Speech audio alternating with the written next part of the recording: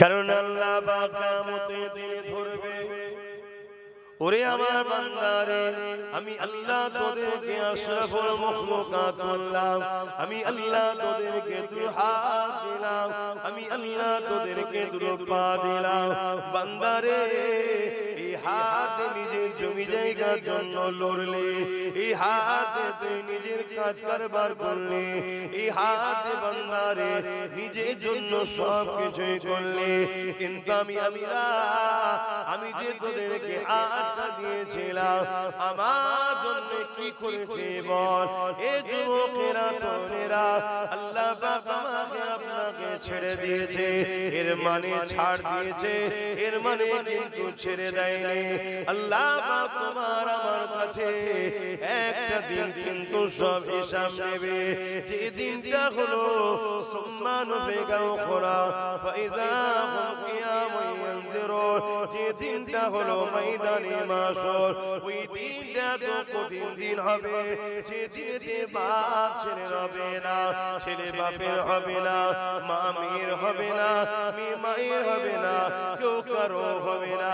আল্লাহ রাসূল সাহাবাদেরকে জানিয়েছে যে ময়দানে মাশরে এমন কোন মানুষ নাই যাকে আল্লাহ ওই মাঠে উঠাবে না, সবাইকে ওই জায়গায় উঠাতে হবে যে ময়দানে মাশরটা কানা মিকদারু 50 আলফ সানাতে, 50,000 বছর একটা দিন হবে। ওই দিনেতে তোমাকে আমাকে সবাইকে দাঁড়াতে হবে, ওই দিনেতে আল্লাহ তোমার আমার কাছে হিসাবটা নেবে। আপনাদের মহল্লায় আল্লাহর কাছে জবাব দিতে হবে। তাহলে এই জন্য আমাদের সকলকে সেই দিনের জন্য প্রস্তুত হতে পেরেছি আমরা। আমাদের দুটো হাত, দুটো পা, দুটো চোখ, দুটো কান, এগুলো তো আল্লাহ দিয়েছে, এর হিসাব নেবে না আল্লাহ? এত কঠিন দিন হবে, একটা দিন হবে দুনিয়ায় 50,000 বছর যত দিন হয়, একটা দিন অত লম্বা হবে। আল্লাহর ক্ষমতা আছে না? সেই দিনে আমাদের এটা তো ভাবতে হবে। আমরা দুনিয়ার লোভ লালসায়, দুনিয়ার ধোঁকায়, দুনিয়ার কিছু লোকের খুশির জন্য আমরা নিজেদের সব কিছুকে আস্তে আস্তে ত্যাগ করে ফেললাম। আল্লাহ নবী সাহাবা হুজুরকে আরো জানিয়েছেন, এমা সাবারা বাবারা শুনে খেদাও, আমি রাসূলুল্লাহ জানিয়ে দে, ওই কিয়ামতের দিন এত কঠিন দিন হবে, যে দিনেতে এমন বাপ পাওয়া যাবে নিজের ছেলেকে জমিনে শুইয়ে দিয়ে তার বুকের উপরে পা দিয়ে দাঁড়িয়ে যাবে। ওই কিয়ামতের দিনে এমন মা পাওয়া যাবে নিজের মেয়েকে জমিনে শুইয়ে দিয়ে তার বুকের উপরে পা দিয়ে দাঁড়িয়ে যাবে। ওই কিয়ামতের দিনে এমন ছেলে মেয়ে পাওয়া যাবে জনম দাদা বাপ, জনম দুঃখিনী মা, তাদের বুকের উপরে পা দিয়ে এমন করে তারা দাঁড়িয়ে যাবে। এ নওজওয়ানেরা, এই কথা শুনে আল্লাহ নবী সাহাবা হুজুররা কাঁদতে লাগলেন, ইয়া রাসূলুল্লাহ হাবিবাল্লাহ, ময়দানে মাশরে এমনটা কেন হবে? আল্লাহ নবী জানিয়ে দিলেন, মাথার এক ইখতিলাফ, এক হাত উপরে আল্লাহ সূর্যকে নামিয়ে দেবে, এই সূর্যের তাপেতে লোহা যেমন পুড়ে পুড়ে লাল হয়ে যায়, এই সূর্যের তাপেতে জমিনটা পুড়ে পুড়ে লাল হয়ে যাবে, ওই জমিনে কেউ দাঁড়াতে পারবে না, যার উপরে যার জোর চলবে তাকে জমিনে শুইয়ে দিয়ে তার বুকের উপরে পা দিয়ে দাঁড়িয়ে যাবে। আমার আব্বা মায়েরা বোনেরা, এই দিনে তোমার আমার কি হবে উপায়? একটুখানি চিন্তা করে আগামী দিন ভেবে ভেবে চলতে হবে। কৈফিয়ত নেবে না নেবে না? কেন বানালো আর কি করলাম? সারা জীবনটাই তো কেটে গেল ইসলাম বিদ্বেষীদের সাথ দিয়ে।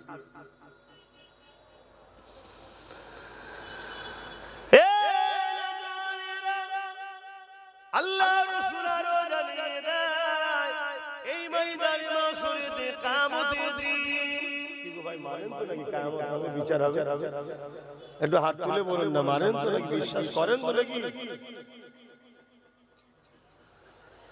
মাঝে মাঝে কিছু মুসলমানকে দেখে যেন মনে হয় হয়তো কিয়ামত এইজন্য একটু জিজ্ঞেস করলাম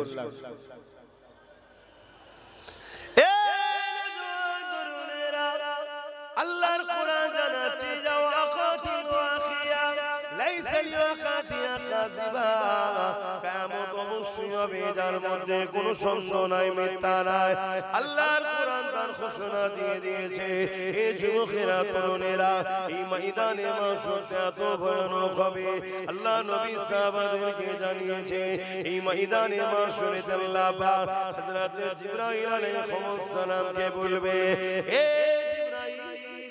আমার জাহান্নামকে নিয়ে এসে আমার আরশের পাশে বেঁধে দাও হযরত জিবরাইল আলাইহিস সালাম চলে যাবে সাথে করে ৭০,০০০ জিনজিল দিয়ে জাহান্নামকে বাঁধা হবে কত জিনজিল ৭০,০০০ জিনজিল দিয়ে জাহান্নামকে বাঁধবে এক একটা জিনজিলে ৭০,০০০ করে ফেরেশতা ধরে রাখবে তথাপিও জাহান্নাম কে ধরে রাখতে পারবে না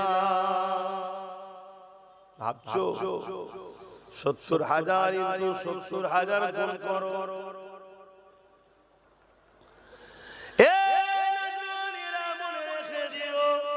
তুমি আমি মায়ের পেট থেকে যখন এসেছিলাম তোমার আমার জবানে কথা ছিল না গো তোমার আমার কানে শ্রবণ শক্তি ছিল না গো তোমার আমার চোখে রোশনি সেই মতো ছিল না গো তোমার আমার হাতে পায়ে কোনো জোর ছিল না গো কে তোমাকে জমিনের উপরে আস্তে আস্তে বড় করলো কে তোমাকে জমিনের উপরে আস্তে আস্তে ক্ষমতা দিল কে তোমাকে জমিনের উপরে এই জবানে কথা দিল কে তোমাকে জমিনের উপরে এই দুই চোখে রোশনি দিল কে তোমাকে জমিনের উপরে আজ বাঁচিয়ে রেখেছে এখন একটু ভেবে ভেবে চলো দুনিয়া জমিনে হালকা বয়সে অন্যায় হয়ে যায় দুনিয়া জমিনে হালকা বয়সে ভুল হয়ে যায় আমার আল্লাহ পাক কোথায় বলতে লেগেছে লা তাখরাতু মির রাহমাতিল্লাহ বান্দারে আমার রহমত থেকে নিরাশ হয়ে যাস না বান্দা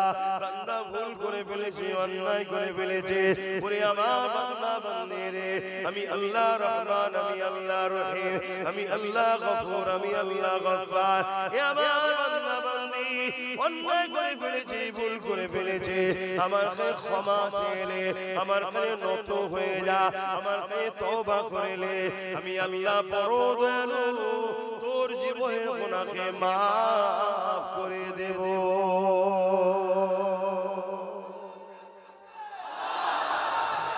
আল্লাহ আল্লাহ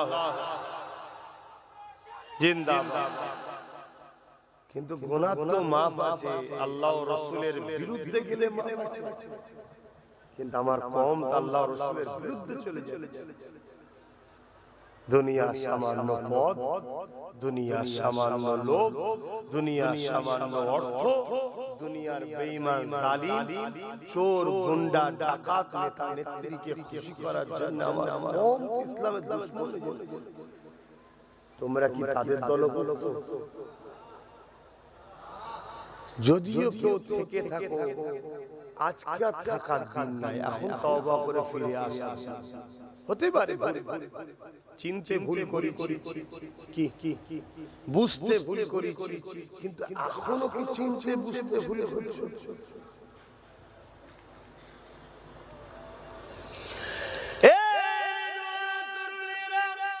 আলোচনাকে মনে শোনেন বারবার বলি ৮ বছর ধরে আপনারা এইসব কি রয়েছেন বুঝিয়েছি ওয়াকাব আমাদের সম্পদ নিজেদের গাফলতির জন্য চলে যাচ্ছে কয়েক লক্ষ মিলিয়ন কোটি টাকার সম্পদ আজ তোমার আমার হাত থেকে ফসকে যাচ্ছে অথচ তুমি আমি সামান্য ভিক্ষার জন্য ইদরে উদরে ঘুরে বেড়াতে লেগেছে ৮ বছর ধরে বোঝাতে লেগেছে, আজ একবার বোঝাতে লেগেছে।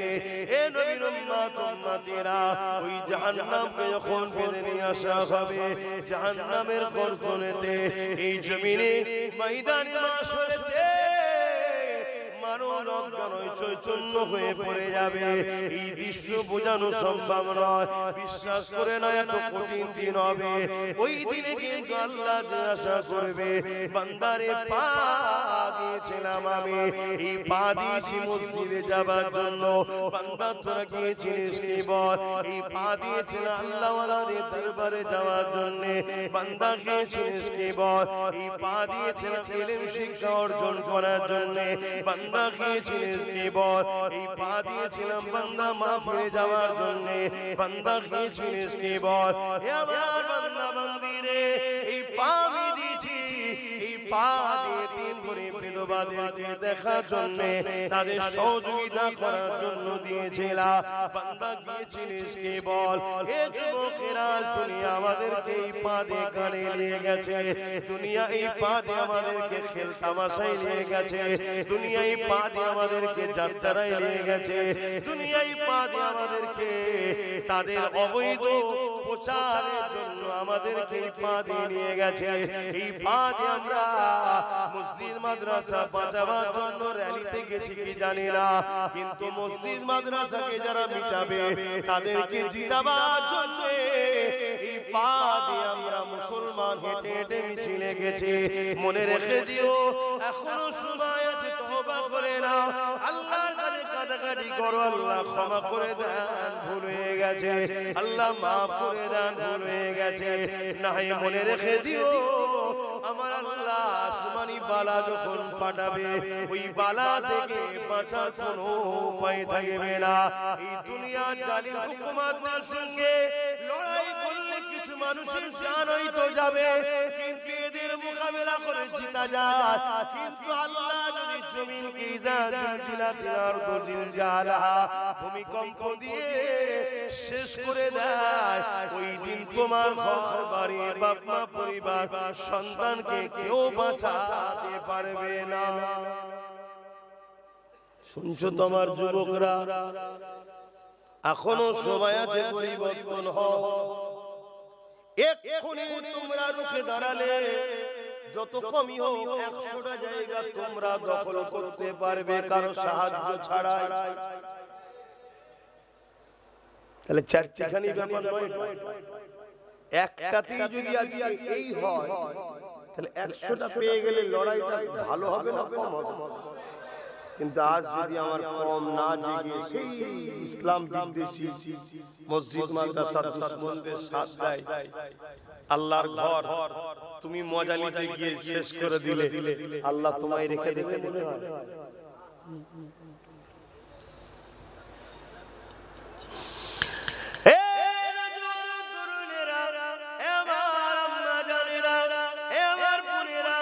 সামান্য ভিক্ষার জন্য আজ তুমি আমি দুনিয়াতেও তো বেউসুদি হচ্ছে, লাঞ্ছিত হচ্ছে, অপমানিত হচ্ছে, গোলামের জিন্দেগি পেয়ে গেছে, আর পরকালটাও অন্ধকার হয়ে যাচ্ছে।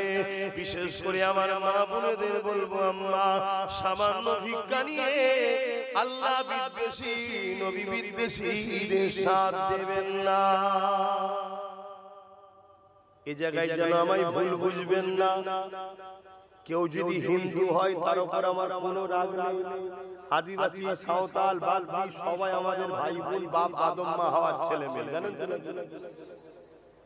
সে ইসলাম মানে নে, সে জবাব দেবে, ভুল করলো কি ঠিক করলো তার জবাব সে দেবে। কেউ আদিবাসী, সে ভুল করছে কি ঠিক করছে তার জবাব স্রষ্টার কাছে সে দেবে। কিন্তু সে ইসলাম মানে নে, আমি আমার ধর্মের বিরোধীও করে নে, তার সাথে আমি উঠা বসা করতে পারি না, পারি না। কিন্তু কেউ যদি ইসলামের বিরোধী করে, সে যে মুসলমানও দাবি করে, তার সাথে মিশে যাবে। আমার আম্মা বোনেদেরকে বলি, এত সহজে ইসলাম আমি আপনি পাইনি।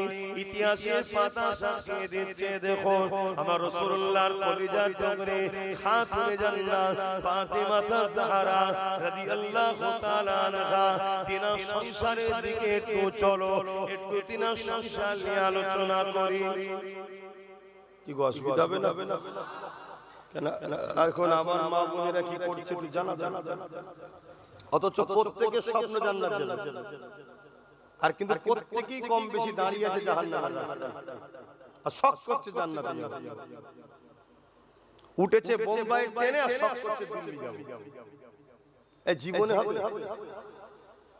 তাহলে আপনার বোম্বাই যাওয়ার জন্য সকালে বোম্বাই ট্রেনটা ধরতে হবে নাকি? জান্নাত যদি যেতে চান মা বোনদের মতো আম্মাজান আয়েশা হুজুর, আম্মাজান ফাতেমা হুজুরের তো অনুসরণ করতে হবে। আজকে এই যে মুরব্বী বাপেরা রয়েছে, আমার মায়েরা বা আব্বারা রয়েছে, ইনাদেরকে খুঁজলেন, ইনাদের ভাই বোন 7 জন 8 জন করে সব করে। কজন ভাই ভাই? 8 জন। বলুন আলহামদুলিল্লাহ, জোরে বলুন। ভাই খাবার নেই, কিচ্ছু ভাই খাবার নেই আব্বা। যারা বলছে 2 জন ছাড়া হবে না, তাদেরও 7-8 জন। যারা এখন ফতোয়া দিচ্ছে 2 জন ছাড়া চলবে না, তাদেরও 7-8টা করে। ও মোদি হোক আর যোগী হোক, খোঁজলে দেখেন কথা বুঝছেন তো নাকি? তবে আইনটা আগে করলেই বেটাগুলো হতো নি, ভালোই হতো। তো যাক, আমি ওইদিকে যাচ্ছি। এই যে 7টা 8টা করে কোনদিন বাপ মা না খেয়ে মানুষ করেছে কি খোঁজলাম? আর এখনো যদি যুবকদের সাথে সুদ কাটানো হয়, আমার তো মনে হয় যুবক হয়তো প্রথমে একটু বেশি জোরে ছুটবে, কিছু দূর যাওয়ার পর কোমরে হাত দিয়ে ওপর হয়ে হাঁপাবে। মুরব্বি কিন্তু টুকটুক করে চলতেই থাকে, কেন যা খেয়েছে অরিজিনাল খেয়েছে। আর আমরা মোসাম্মি খাচ্ছি কিন্তু ভ্যাকসিন দিয়া। এই যে এখন ভ্যাকসিন যারা নিয়েছে তারা আরেক টেনশনের মধ্যে এখন পড়ে গেছে। কি বলছে নাকি ভ্যাকসিন ফল্ট করেছে, গন্ডগোল হয়ে গেছে। এসব বিজনেস, এগুলো কি বিজনেস। তাম পৃথিবী জুড়ে 700 থেকে 800 কোটি মানুষ আছে কম বেশি। 700 থেকে 800 কোটি মানুষ আছে। মাথা পিছু 100 টাকা করে ধরুন, তাহলে কত লক্ষ কোটি হচ্ছে বলেন? এটা বিজনেস। একটা বিমারকে দেখিয়ে, একটা ভয় দেখিয়ে পুরো পৃথিবীতে বড় বড় বিজনেস মাফিয়া আছে, স্বাস্থ্য দপ্তরে তারা বিজনেস করে। কথা বুঝা আসছে? উপরন্তু ভ্যাকসিনে যাদের যাদের দিয়েছে ভালো মন্দ সাই এমন কিছু গন্ডগোল করে দিয়েছে, সব সমস্যা হচ্ছে। যাক, আমি ওইদিকেও যাচ্ছি না, আমি ফিরে আসছি। আমার মা বোনদের উদ্দেশ্যে ইসলাম এত সহজে আমরা পাইনি, অনেক ত্যাগ স্বীকার করতে হচ্ছে। আল্লাহ নবী একদিন বললেন, বাবারা কে আসো বাবা, ইসলামের জন্য মাল দাও বাবা, কেননা গোপনে জালিমরা সংগঠিত হয়েছে ইসলামের উপরে আঘাত করবে বলে। কে আছো বাবা, মাল দাও বাবা, তাদের মোকাবেলায় প্রস্তুত আমাদেরকে নিতে হবে। আজকে গোপনে পোস্ট করা হচ্ছে না, ওপেন। আজকে ইসলামের উপরে হামলা করবে যারা, তারা গোপনে আছে না ওপেন। তাও আমাদের ঘুম ভাঙছে। এই আজকেই দেখছিলাম এই ভারতবর্ষ বক্তব্য দিতে দিতে বলছে মুসলমানদের 10টা মেয়েকে উদ্ধার করে নিয়ে আসো, চাকরি দেওয়া হবে। শুনছেন? গত কয়েকদিন আগে ব্রিকেটে ওই কি বিক্রি করছিল মালনা, এখন মুসলমানকে মালবে যে সঙ্গে সঙ্গে তার প্রমোশন হবে। এটার মহল তৈরি করা হচ্ছে। অতএব আগামী দিন মুসলমানকে মারবে যে সে এমএলএ এমপি টিকিট পাবে, কম্পিটিশন চলবে তোমাকে মারার জন্য। তোমার হুঁশ নাই কি? আমি কি বুঝাচ্ছি শুনছো? আমি গল্প বলছি তো নাকি? তোমাদের সঙ্গে খেলা করছি তো নাকি? এই যে রাজস্থানে একজন আফরাজুলকে মেরে দিল না, তারপরে সে এমএলএ টিকিট পেয়েছিল, মনে পড়ছে? দেখো, খেয়াল করো। এই কম্পিটিশন আমার বাংলাতেও চলে এসেছে। কি কম্পিটিশন? মুসলমানকে যে মারবে তার যদি নামকে আস্তে চক্ষু লজ্জাটা জেল না দিলে আমাদেরকে যারা বোকাবে নিয়ে ভোট দেয় সেকুলার সেজে, তাহলে আমরা তাদেরকে চিনে যাব। তাই তারা যাতে আমাদেরকে বোকা বানাতে পারে, হালকা কেস দেবে, হালকা কেস দেবে। ধরতে যতটা না তাড়াতাড়ি করেছে, জামিন হতে আরো তাড়াতাড়ি বেরিয়ে পড়বে। তো যেই বেরিয়ে পড়বে আবার তাকে নিয়ে গিয়ে ফুলের মালা দেবে আরেকজন লোকেরা, দিয়ে তাকে হিরো বানিয়ে দেওয়া হবে। এইটা সোশ্যাল মিডিয়ায় ছড়ানো হবে। এইটা দেখে দেখে সমাজের আরেক শ্রেণীর লোকের মধ্যে জাগবে, ওই মুসলমানকে মারবি চ, আমারও ফটো উঠবে। জেল কি আছে, যাবো সকালবেলা, দুপুরে চলে আসবো। তো দাদাও আমার, দিদিও আমার, নেতাও আমার, নেত্রী আমার, পুলিশও আমার, সব আমার, কোর্টও আমার, জজও আমার, কোনো টেনশন নেই। মার মার। আগামী দিন এই প্ল্যান হচ্ছে তোমাদের জন্য। কথা কিছু বুঝা? কিন্তু তোমাদের তো ঘুম ভাঙছে না। তোমরা এখনো অনেকে ঘরে আছো, আমাদের দিদি বাঁচাবে। কি আছে না? এই ঘরে অনেকে আছে। আমার আম্মা বোনেরা, মন দিয়ে শোনেন, ইসলাম এত সহজে আসে রে গো। আল্লাহ নবী যখন বললেন কে আছো বাবা মাল দাও, জালিমরা ইসলামের উপরে আঘাত করার জন্য তারা গোপনে তৈরি প্রস্তুত নিচ্ছে। হযরতে জিবরাইল আমাকে জানিয়ে দিয়ে গেছে, এই লড়াইয়ে যারা ইসলামের পক্ষে সহযোগিতা করবে, আল্লাহ তাদেরকে জমিন আসমানের মতো বড় বড় জান্নাত দেবে। এই যুবকেরা, তরুণেরা, সাহাবাদের মধ্যে থেকে যার যা রয়েছে আল্লাহ নবীর কদমে দিতে লেগেছে। ওই সময় ওমর ফারুক হুজুর বিশাল বড় একটা পুটলি নিয়ে চলে এসেছে আল্লাহ নবীর কদমে দেবে বলে। অপর দিকে সিদ্দিক আকবার একটা ছোট পুটলি নিয়ে এসেছে আল্লাহ নবীর কদমে দেবে বলে। আল্লাহ নবী সাহাবাদের মালগুলোকে দেখতে লেগেছে। দেখতে দেখতে আবু বকর সিদ্দিকের পুটলি খানা যখন খুলেছে, খুলে মাল দেখতে দেখতে বলতে লেগেছে, হে আবু বকর, ঘরে কি রেখে এসেছো? ওই সময় সিদ্দিক আকবার বলেছিলেন, ইয়া রাসূলুল্লাহ, হাবিবাল্লাহ, আমি আমার ঘরে এবং ঘরওয়ালাদের জন্য, পরিবার সন্তানদের জন্য আমার ঘরেতে আল্লাহ ও রাসূলকে রেখে দিয়েছি। অর্থাৎ যা ছিল সব নিয়ে এসে রাসূলুল্লাহর কদমে দিয়ে দিয়েছে। এই রকম সময়েতে এক মহিলা চলে এলো, আল্লাহ নবীর দরবারে সালাম দিল। ওই মহিলার কোলে একটা ছোট বাচ্চা রয়েছে। হে আমার আম্মা জানেরা, আজ আমি আপনি কি করছি মায়েরা, আপনাদের সন্তান হয়ে আপনাদেরকে একটু মেসেজ দিচ্ছি, মন দিয়ে শুনে। হ্যাঁ আমার বোনেরা, আপনাদের ভাই হয়ে আপনাদেরকে বলছি, একটু শোনো। দুনিয়া থেকে একটু শিক্ষা লাল, না এমন ভয়ানক দিন আসবে এই সমাজের হাজারো পশুরা আপনাদেরকে লুচে লুচে খাবে। এই দুনিয়া ভিডিও বানাবে, তামাশা দেখবে, আপনাদের ইজ্জত বাঁচাবার জন্য কাউকে পাবেন না। কেননা মা পবিত্র হলে তবে তো সালাউদ্দিন আইবির মতো সন্তান হবে। মা পবিত্র হলে তবে তো মুজাহিদের মতো সন্তান বেরোবে। মা পবিত্র হলে তবেই তো নাই সন্তান পাওয়া যাবে। এ যুবকেরা, আজ তো দাদা পীর আওলাদ হিসাবে আপনাদেরকে বুঝাতে চাইছি, কার হয়তো কেউ বুঝাবার আর বাকি থাকবে না। আজকে তবুও তো কোনো মায়ের বেটা নওশাদ নামে লড়ছে তোমাদের হয়ে। কালকে এটাও থাকবে না যদি তোমরা না জাগো। আর যদি জাগো, হাজারো নওশাদ তৈরি ওই নওশাদই করে দিয়ে যাবে।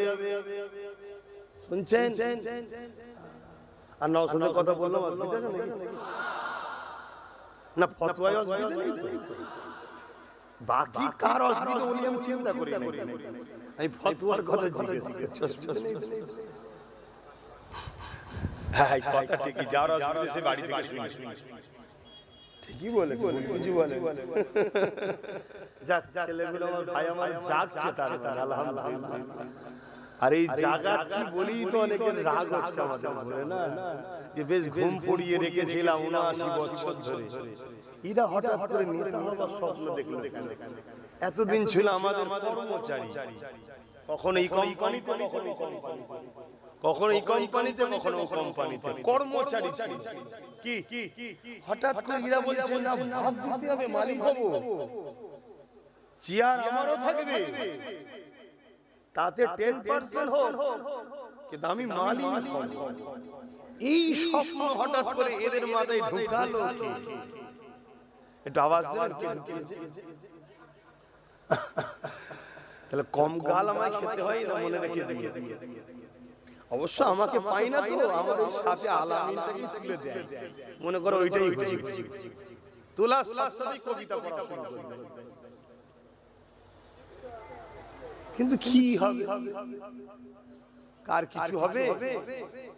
কিন্তু আল্লাহ দিয়া মুখ না পাক করলি কি জবাব আল্লাহর কাছে দিতে হবে। আল্লাহর নবী দরবারে একজন মহিলা এসেছে কোলে একটা বাচ্চা নিয়ে। ভাবো কত কষ্ট করে ইসলামে একটা বাচ্চা। আল্লাহর নবীকে বলছেন, হুজুর শুনলাম আপনি ইসলামের জন্য, ন্যায়ের জন্য, সত্যের জন্য, মানবতার জন্য, গরিবদের জন্য, মুসলিমদের জন্য, জালিমদের বিরুদ্ধে ডিফেন্সে নামার জন্য আপনি মাল সংগ্রহ করছেন। আল্লাহর নবী বললেন, জি হ্যাঁ সংগ্রহ করছি। তো হুজুর আমি কিছু শরীক হতে এসেছি, কি দেবে? হুজুর আমার এই বাচ্চাটাকে দেবো। জোরে বলুন সুবহানাল্লাহ। মা শুনেন, আর আজকের মায়েরা কি বলছে? যাসনি, আব্বাস সিদ্দিকীর সঙ্গে যাসনি, জেল হয়ে যাবে, কেস হয়ে যাবে। কি বলছে না বলেন? কাজ বন্ধ হয়ে যাবে। মা কিয়ামতের দিন ওই ছেলেই জাহান্নামের কারণ হবে না তো তোমার? কি বলছি শুনছেন তো? কিয়ামতের দিন ওই ছেলের কারণে তোমার জাহান্নাম যাওয়া হবে না তো? কেন কিয়ামতের দিন অনেক বাপ মা জাহান্নামে যাবে, নিজে ভালো কাজ করেছে, কিন্তু বীজখানে ছেলে এসে দাঁড়িয়ে যাবে, আল্লাহ আমি পাপ করার পিছনে আমার বাপ মার হাত রয়েছে, আমার বাপ মাকে ন্যায়ের পথে যেতে দিত না, ন্যায় কাজ করতে দিত না। আল্লাহ আমি একা কেন যাব? এদেরকে আমার সাথে দেন।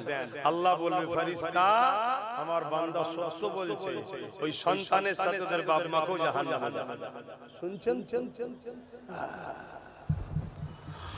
অথচ ইতিহাসের পাতায় আমরা দেখেছি, আপনারাও শুনেছেন, বদরের ময়দানে যখন সাহাবারা চলে যায়, ওই সময় আমার রাসূলুল্লাহ দুটো ছোট ছোট সাহাবা, একজনের নাম মাস আর একজনের নাম মুআজ, এই দুই ভাই ঘরে এসেছে। এসে আম্মাকে জিজ্ঞাসা করতে লেগেছে, আম্মা মদিনার নববী শরীফে মসজিদে আল্লাহ নবীকে দেখতে পেলাম না, এবং নবী পাকের যুবক সাহাবাদেরকে দেখতে পেলাম না। আম্মা জান কোটি কত মুরব্বি সাহাবারা মদিনার নববী শরীফে রয়েছে। আম্মা জান আল্লাহ নবী কোথায় গেছে আপনি কি বলতে পারবেন? আমার রাসূলুল্লাহ যুবক সাহাবারা কোথায় গেছে আপনি কি বলতে পারবেন? ওই সময় মা চোখ ভরা পানি নিয়ে বলছে, বাবা ছেলে রে, ওই সন্ত্রাস জালিম আবু জেহেল যে মক্কা জমিন আল্লাহ নবীকে কত জুলুম করেছে, মক্কা ছেড়ে দিয়ে নবী আবার ইয়াসরিবে চলে এসেছিল, কিন্তু মক্কা থেকে আবু জেহেল 1000 সৈন্য নিয়ে মদিনার উপরে হামলা করবে বলে আগে এসেছে। এই জন্য রাসূলুল্লাহ তিনার যুবক সাহাবাদেরকে নিয়ে মদিনার উপরে যাতে হামলা না করে দেয়, রাস্তায় তাদের সঙ্গে সুলহ করার জন্য, মীমাংসা করার জন্য, তাদেরকে রুখার জন্য আল্লাহ নবীর যুবক সাহাবাদের নিয়ে গেছে। এই কথা শোনার সাথে সাথে আল্লাহ নবীর ওই দুটো ছোট ছোট সাহাবা হযরত মাআজ আর মুআজ তখন বলেছিলাম মা যান বড়দের শুনেছি লড়াইয়ের ময়দানে বড় বড় অস্ত্র থাকে, ঘোড়া থাকে, আমি আপনার কাছে ঘোড়া চাইছিলাম মা। মারে ছোট ছোট কি দুটো ছুরি পাওয়া যাবে না? মা জিজ্ঞাসা করতে লেগেছে কি করবে বাবা? ওই সময় বাচ্চা দুটো বলতে লেগেছে মারে আল্লাহ নবীর দুশমন আবু জেহেলকে জনমের মতো দুনিয়া থেকে বিদায় করে দিতে চায়। ওই বাচ্চা দুটো বলতে লেগেছে মা আমার রাসূলুল্লাহকে মক্কাতে আবু জেহেল কম জুলুম করে রে, আমার নবীর পিঠের উপরে পচা তরবার বই চাপিয়েছে, আমার নবীর রাস্তাতে কাটা বিছিয়েছে, এই আবু জেহেল বাহিনীর আমার নবীর উপরে আঘাত দিয়েছে, আমার নবীর দান্দা মোবারককে শহীদ করেছে, আমার নবীর উপরে জুলুম করেছে, আমার নবীর উপরে অনেক অত্যাচার করেছে মা। এই জন্য আজ যখন সুযোগ এসেছে আমরা আবু জেহেলকে দুনিয়া থেকে মিটিয়ে দিতে চাই। এই যুবকেরা তরুণেরা ভাবেন কোন জবানে এই কথাটা বেরোচ্ছে, কোন পাওয়ারে? এটা ইমানের পাওয়ার, ইমানের পাওয়ার। আর আজকে কোটি কোটি মুসলমান আজ আমরা মাথায় হাত দিয়ে বলছি আমরা কি করব? বলছি না অথচ আজকে লড়াই করতে হবে না, তোমাকে নেবে। আজকে শুধু যে যার গ্রামের গাদ্দার গুলোকে টাইট করে দিয়ে যে যার গ্রামে মজবুত হলি হয়ে যাবে। কথা বুঝছেন না? তাও আমরা মাথায় হাত দিয়ে বলছি কি করব আমরা? একটা গাছ লাগিয়েছো যদি ফল না দেয় বলো বলো বলো, তাহলে আল্লাহ আমাদেরকে রাখবে কেন? জালিমদের হাতে মিটিয়ে দেবে আল্লাহ।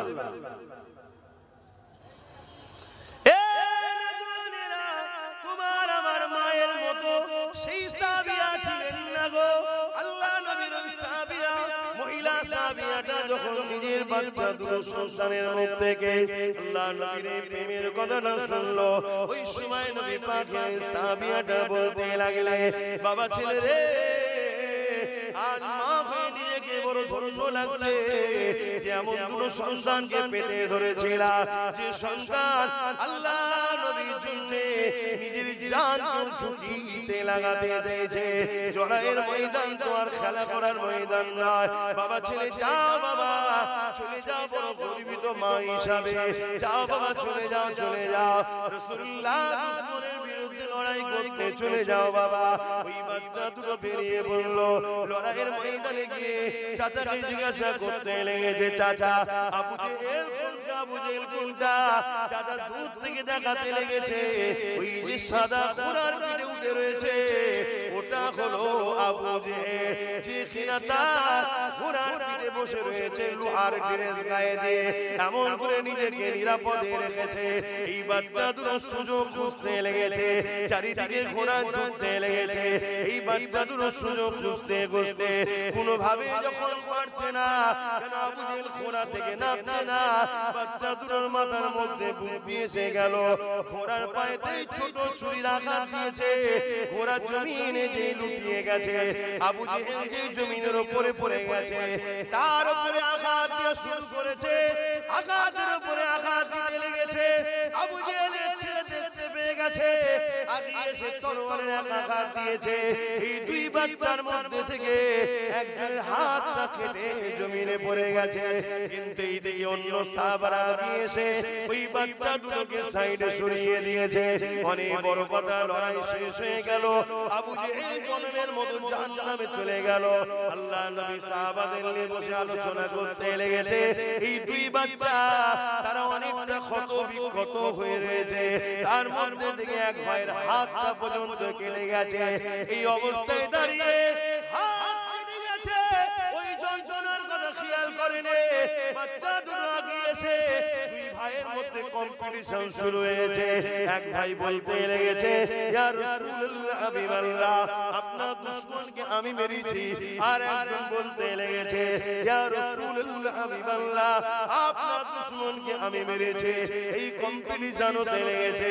হযরত জিবরাইল চলে এসেছে, এসে জানিয়ে দিল ইয়া রাসূলুল্লাহ হাবিবাল্লাহ, এই বাচ্চা দুটোকে জানিয়ে দেন আল্লাহ আমাকে দরবারে আবু জেহেলকে জাহান্নামে পাঠানোর পিছনে এই দুটো বাচ্চারই হাত আছে। আল্লাহ দুজনকে কবুল করে নিয়েছে। আল্লাহ নবীর নজরটা পড়ল ওই বাচ্চা ছেলের হাতের দিকে, যার হাতটা কাটা রয়েছে। ওই বাচ্চাকে বলতে লাগলো, বাবা কি হয়েছে? হুজুর আমার হাতের উপরে আঘাত করেছে, হাত আমার কেটে গেছে।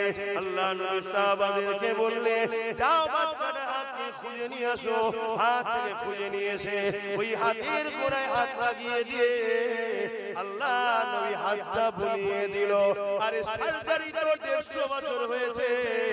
আমিনার লালের হাত বুলানোর সাথে সাথে আমার আল্লাহ ওই হাতকে জোড়া লাগিয়ে দিয়েছে।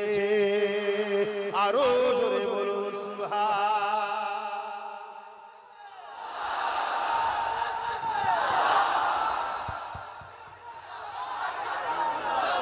ভাইয়েরা আমার, এখন কারো মনে হতে পারে যে ঈশা ওয়াজ করছে কেন, ঈশা ওয়াজ করছে কেন?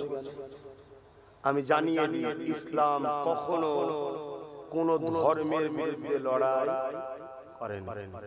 টোটাল ইসলামের ইতিহাসে একজনকেও দেখাতে পারলে যা শাস্তি দেবে মেনে নেবে। ইসলাম সর্বসময় লড়াই করেছে সন্ত্রাস ও জালিমদের বিরুদ্ধে। কেউ যদি আজকে জালিমদের পক্ষপাতিত্ব নিয়ে ইসলামের এই আলোচনার বিরোধী করে, তার বিরুদ্ধেও তো আমরা যুদ্ধ করতে বসে পড়েছি। আছেন তো নাকি?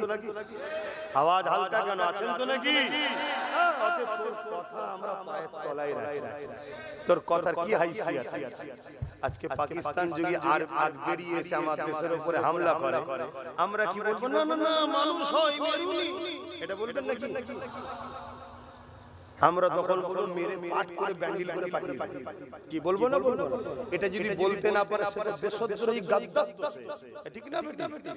তাহলে দেশের জন্য দেশের বিদ্বেষী যে হবে তার বিরুদ্ধে লড়াই করা যেমন দায়িত্ব, তেমন মানবতাকে বাঁচাবার জন্য মানবতা বিরোধী যারা হবে তাদের বিরুদ্ধে লড়াই করার দায়িত্ব আছে না?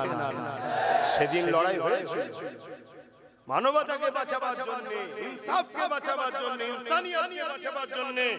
আবু জেহেল মক্কা থেকে 430 কিলোমিটার আগে গিয়ে সন্ত্রাসী করে মদিনার উপরে হামলা করার প্ল্যান করেছে। মদিনার নিজের রাষ্ট্র নবী বাঁচাবার জন্য প্রথমে সোলেতে এসেছিল, মীমাংসা এসেছিল।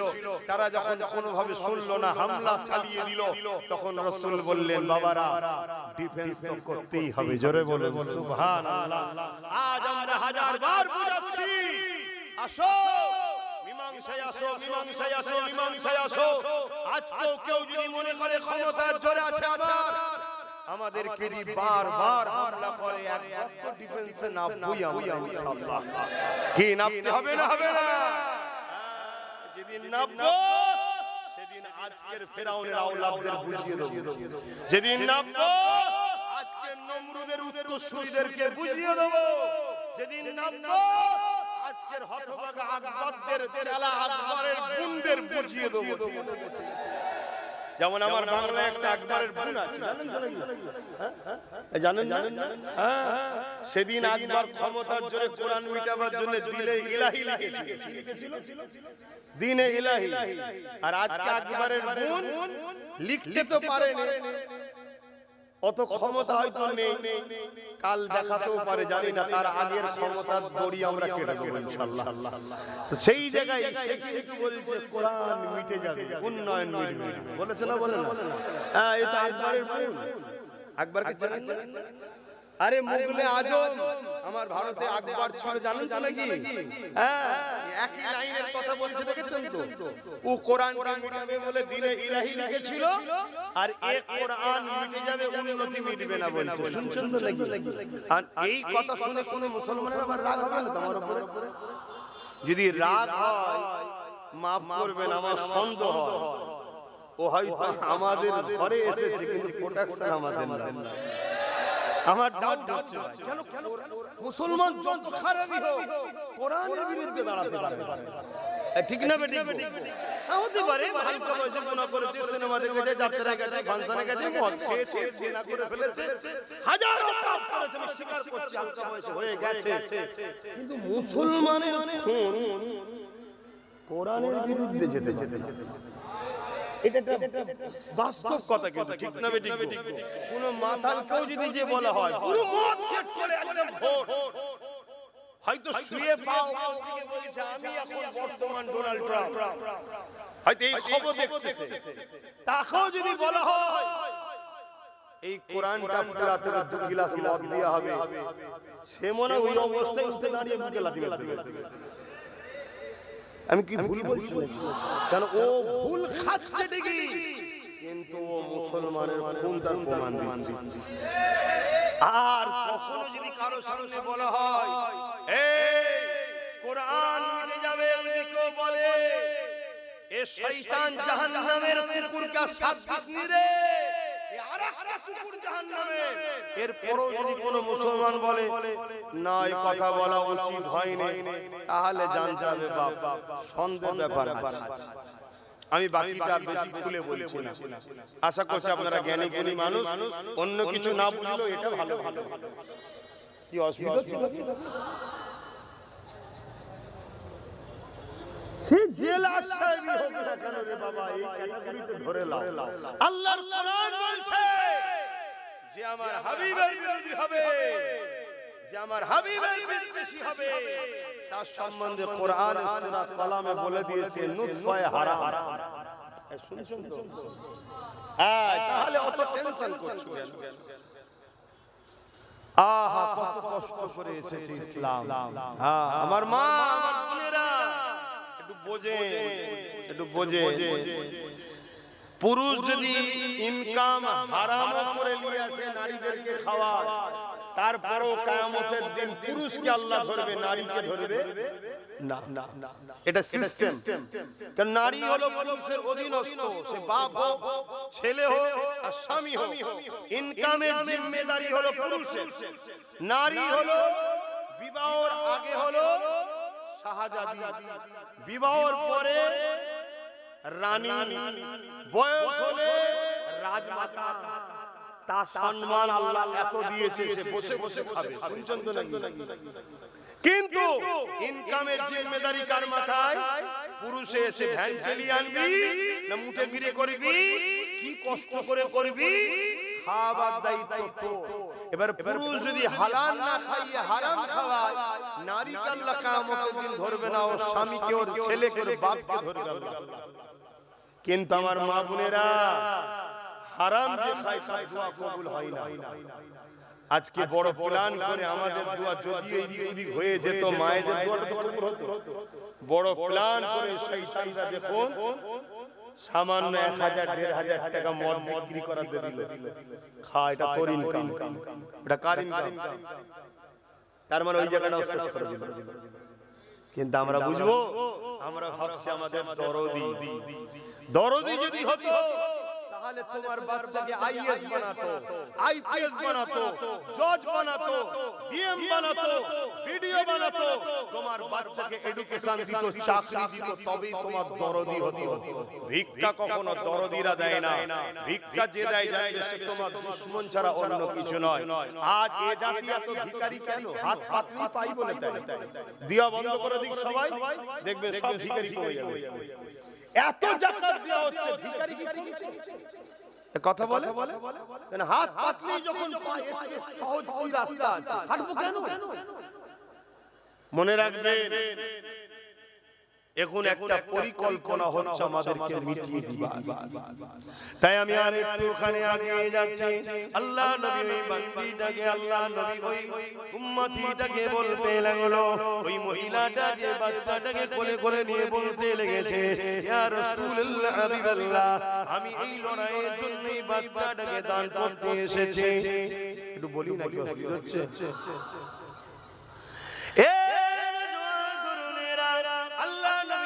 বললেন মা, এই লড়াইয়ের ময়দানে এই বাচ্চাটাকে নিয়ে আমি কি করব মা? ওই মহিলা বলতে লেগেছে, ইয়া রাসূলুল্লাহ, হাবিবাল্লাহ, লড়াইয়ের ময়দানে ময়দানে আমার বাচ্চা হাঁটতে পারে না, আমার বাচ্চা তীর মারতে পারবে না, আমার বাচ্চা কোনো কাজে লাগবে না, ইয়া রাসূলুল্লাহ হাবিবাল্লাহ আমি জানি, তবে হুজুর এই বাচ্চাটাকে আমি আপনার কাছে দান করছি।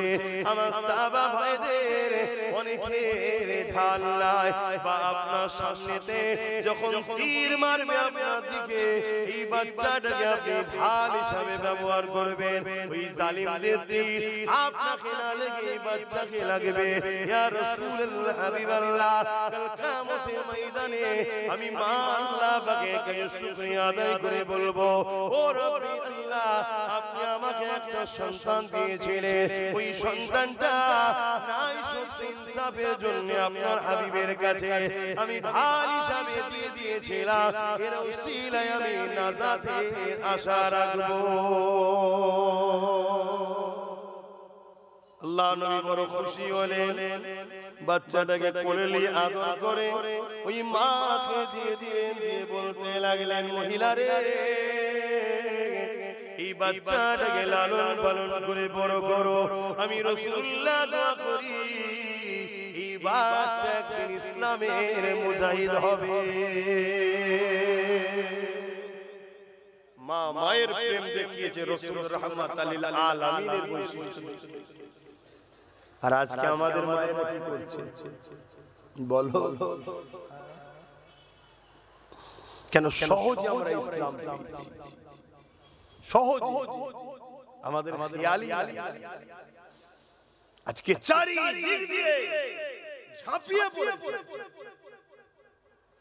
ইসলামের উপরে আঘাত করা হচ্ছে।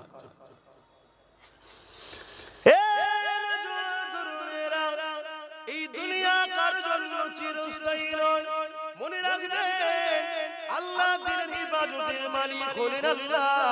দুনিয়া যতই শক্তিশালী দেখাক না কেন, যুগে যুগে ইসলামের উপরে আঘাত যারা করেছে আমার আল্লাহ পাক তাদের জন্য দুটো ফয়সালা করেছে, হয় তার নাম নিশানাকে মিটিয়ে দিয়েছে নমরুদের মতো, ফেরাউনের মতো, সাদ্দাতের মতো, আবু জেহেল উতবা সাইবার মতো, ইজিদের মতো, হিটলারের মতো, চিঙ্গিস খানের মতো, এমন করে পুরুষের মতো আল্লাহ তাদেরকে মিটিয়ে দিয়েছে, বাবার দেশের হতভাগা আকবরের মতো মিটিয়ে দিয়েছে। কিন্তু আরেকটা ফয়সালা হলো যারা ইসলামের বিরোধী করেছে আমার আল্লাহ তাদেরকে ইসলামের খাদেম বানিয়ে দিয়েছে। ইসলামের বিরুদ্ধে যুগে যুগে মানুষ লেগেছে, আজও লাগছে, আল্লাহ ইসলামের হেফাজতের দায়িত্ব নিজে নিয়েছে। কিন্তু মনে রাখবেন আমাদের একটা তো কর্তব্য দায়িত্ব রয়েছে, এই দায়িত্ব যদি পালন না করতে পারি আল্লাহ পাকের কাছে জবাবদিহি হতে হবে। যেমন ইসলামের বিরোধী করেছিল হযরত ফারুক আযম, তখন হযরতও ছিল না, ফারুকও ছিল না, আযমও ছিল না, শুধু নাম ছিল উমর, খাত্তাবের বেটা উমর। কিন্তু আমি এইভাবে বলতে পারবো না, আল্লাহ তাকে বিশাল শানওয়ালা করেছে হযরত উমর ফারুক হিসেবে বলবো। তিনি একদিন আবু জেহেলকে নাকে ডাকলো, ডেকে বলতে লেগেছে, উমর রে, আজ মুহাম্মদ সাল্লাল্লাহু আলাইহি ওয়াসাল্লামের দিকে মানুষ দলে দলে দলে দলে বাড়তে লেগেছে। আজ মুহাম্মদ রাসূলুল্লাহর দিকে 39 জন ইমানের কলেমা পড়ে মুহাম্মদ রাসূলের দিকে চলে গেছে, তার দলের দিকে মানুষ যেতে লেগেছে। আমাদের ভয় হচ্ছে মুহাম্মদকে রুখা না যায়, তাহলে আমাদের সাম্রাজ্য মিটে যাবে। আমরা যে মানুষের মধ্যে ত্রাস তৈরি করেছি, আমরা যে মানুষের মধ্যে আতঙ্ক তৈরি করেছি, আমরা যে মানুষের মধ্যে রাজত্ব কায়েম করেছে, এটা মিটে যেতে পারে মুহাম্মদ রাসূলকে যদি রুখা না যায়। আমি আবু জেহেল মনে করি এই উমর এই কাজ তুমি ছাড়া অন্য কেউ পারবে না। কেন আল্লাহ উমর ফারুককে এত ক্ষমতা দিয়েছিলেন, 25 বছর যখন বয়স ছিল ওনার মোকাবেলায় দাঁড়াবার মতো কারো কোনো ক্ষমতা ছিল না। এই আবু জেহেল উমর ফারুককে বোঝাতে লাগলো, ওই সময় উমর ফারুককে আবু জেহেল বলতে লাগলো 200 লাল উট দিয়ে ঘোড়া দেয়া হবে, ইত্যাদি ইত্যাদি অনেক ধন দৌলত দেয়া হবে। এই দিয়া দিবি কাজটা আজকে নতুন না, যেমন আজকেও চলছে। কাউকে বলছে গাড়ি দেওয়া হবে, আলো দেওয়া হবে, গাড়ি বাড়ি দেওয়া হবে, চলছে তো নাকি? সেই দিনও চলতো, এটা নতুন নয়, যুগে যুগে চলে আসে। আর এটাই তো ঈমান পরীক্ষা। কেউ বিক্রি হচ্ছে আর কেউ জানকে বাজি লাগিয়ে লড়ে যাচ্ছে, এইটাই হচ্ছে ব্যাপার। কাউকে মন্ত্রীর অফার দেওয়া হচ্ছে, 150 কোটি টাকার অফার দেওয়া হচ্ছে, সে বলছে না, আমি গাদ্দারের খাতায় নাম লিখাতে পারবো না, আর আমার আল্লাহর কাছে মুখ দেখাতে। এটা ঈমান। আবার কেউ বিক্রি হয়ে গেছে, কি করে? আবু জেহেল উমর ফারুককে অনেক কিছু দিবে বলে উমর ফারুক রাজি হয়ে গেল। ঘোড়ার পিঠে উঠে তরোয়ালকে উলঙ্গ বার করে ফেললো। মিয়াম থেকে তরোয়ালকে বার করে রওনা দিয়ে যাচ্ছে। রাস্তাতে এক ব্যক্তির সঙ্গে দেখা হয়। তিনি বলতে লেগেছে, উমর এত দ্রুত কোথায় যেতে লেগেছো? হযরত উমর ফারুক বলতে লেগেছে, আমি আব্দুল্লাহর বেটা মুহাম্মদ সাল্লাল্লাহু আলাইহি ওয়াসাল্লামের ঘর থেকে কল্লাকে জুদা করতে যাচ্ছে। কেন যাচ্ছ? কি করেছে? তিনি তো কাউকে কখনো আঘাত দেয় না, কারো সম্পদ মেরে নেয় না, কারো সঙ্গে ঝগড়া করে না, কারো সঙ্গে মিথ্যাচার করে না, কারো ক্ষতি চায় না। উপরন্তু তিনি শান্তির কথা বলে, মানবতার কথা বলে, ইনসাফের কথা বলে, ইনসানিয়াতের কথা বলে, প্রেমের কথা বলে, নারীদের অধিকারের কথা বলে, খোদার্থকে খানা খাওয়াতে বলে, বস্ত্রহীনকে বস্ত্র দিতে বলে, প্রেমের কথা বলে, মানব বন্ধনের কথা বলে, ঐক্যের কথা বলে। হে উমর, কেন তাকে মারতে যাচ্ছ? উমর বলছে, অত কথা জানি না, আজকে যাব আমি শুনছি নাকি 39 জন তার হাতে হাত দিয়েছে, 40 আর হতে দেব না। কালকে সূর্য উঠবে, মুহাম্মদ রাসূল আর উঠবে না। হায় হায় হায় হায়, কি কথা! এ যুবকেরা, তরুণেরা, ওই সময় ওই পথচারী মানুষ বলতে লেগেছে, এ উমর, মুহাম্মদ রাসূলের কাছে যাবার আগে তুমি তোমার বোন বুনাইয়ের কাছে আগে যাও। কেন যাব? তোমার বোন বুনাই ঈমানের কালেমা পড়ে মুহাম্মাদের দলে চলে গেছে। আরো জোরে বলুন সুবহান। তো অনেক বড় কথা, ওইদিকে আমি যাচ্ছি না। তোমার ফারুক হুজুর কি বলছে? 39 থেকে 40 দেব না। এদিকে আমার আল্লাহ বলে, ফেরেশতা রে, উমরকে রুকুনি, উমরকে যেতে দাও। উমর বলেছে 39 থেকে 40 হতে দেবে না, আর আমি আল্লাহ উমরকে 40 নম্বর মুসলমান বানাবো।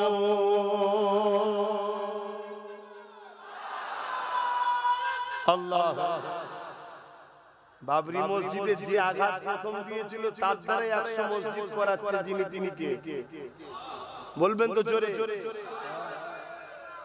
বাবরি মসজিদে প্রথম যে আঘাত দিয়েছিল, তার হাতে আবার তার দ্বারাই 100টা মসজিদ তৈরি করে নিচ্ছেন যিনি, তিনি কে? আরো জোরে বলেন কে? আল্লাহ। যে বুশ বলেছিল আমেরিকা ইসলাম রাখবো না, তার কন্যাকে ইসলামের মধ্যে ঢুকিয়ে কোরআনের হাফেজ যিনি বানিয়েছেন, তিনি কে? কিন্তু আমাদের দায়িত্ব আছে না? আমার কাছে দামি জিনিসের যদি গুরুত্ব না বুঝি, কেড়ে নেবে, অন্য কাউকে আল্লাহ দেবে, তোমাকে আমাকে মিটিয়ে দেবে। তাই নিজের দিনের গুরুত্ব বোঝো।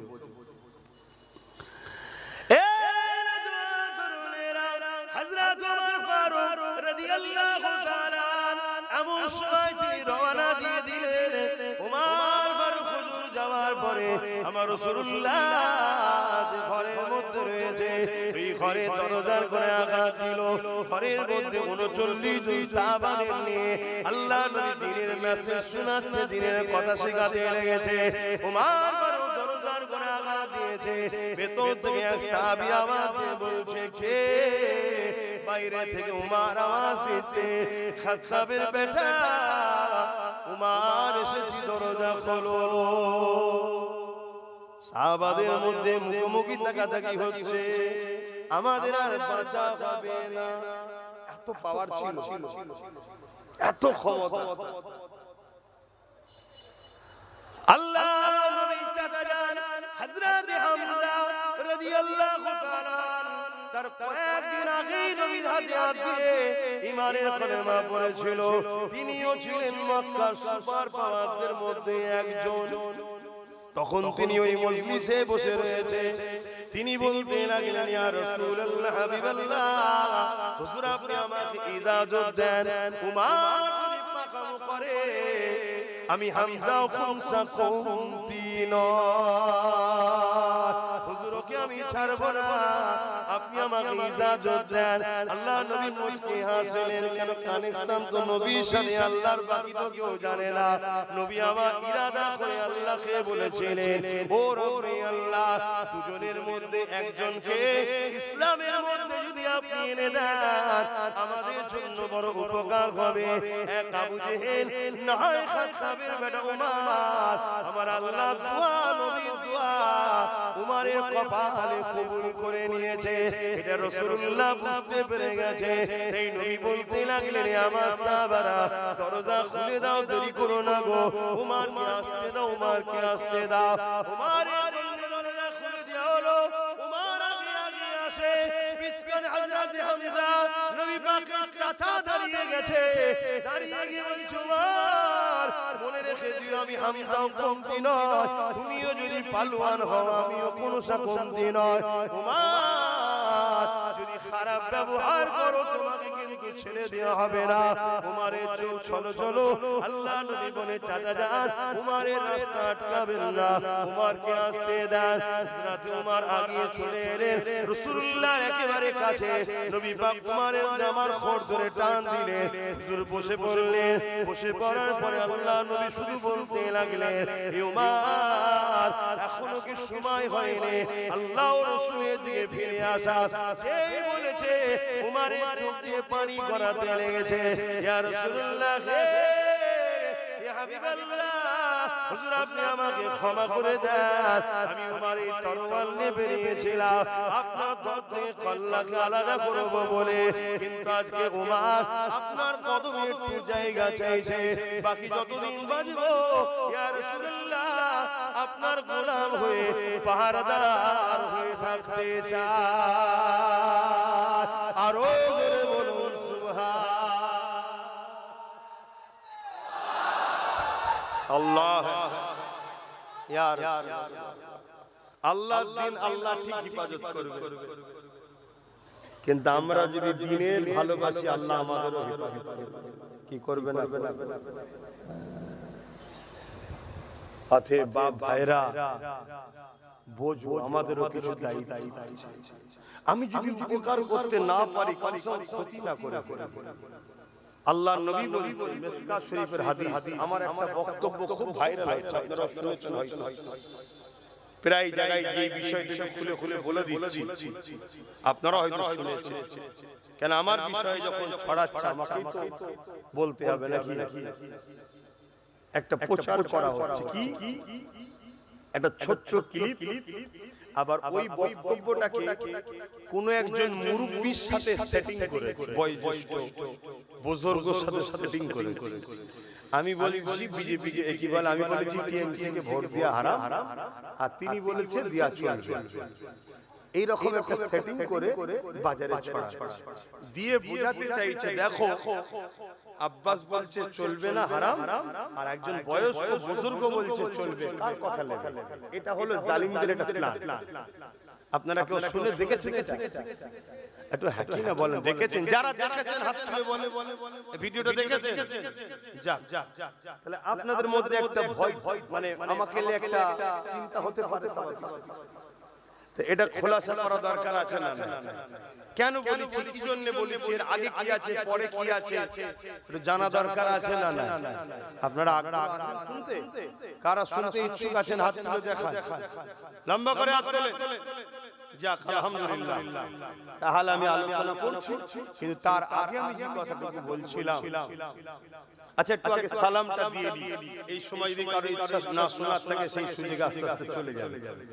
কি বীজখানে ঢুকে পড়ে যাবে, বেচারি শুনতে চাইছে না, কিন্তু যে শুনতে চায় তাকে শোনানো দরকার। কেউ যদি শুনতে নাও চায়, আমার বিষয়ে যখন একটা প্রশ্ন চিহ্ন উঠছে, আমাকে খোলাসা করা দরকার আছে না? কেন? কেউ যদি আমি দোষী না হয়, আমাকে যদি দোষী বলে সন্দেহ করে, আল উলামা ইহনাতুল কুফরুন, উলামাদেরকে যদি কেউ ইহনাত করে, সে কুফরি করল। তাহলে খোলাসা করা দরকার, না হয় কওমের ছেলে ভুল রাস্তায় চলে যাবে। তো তার আগে আসুন একটু সালাম দিয়ে নিই। ইয়া নবী সালাম,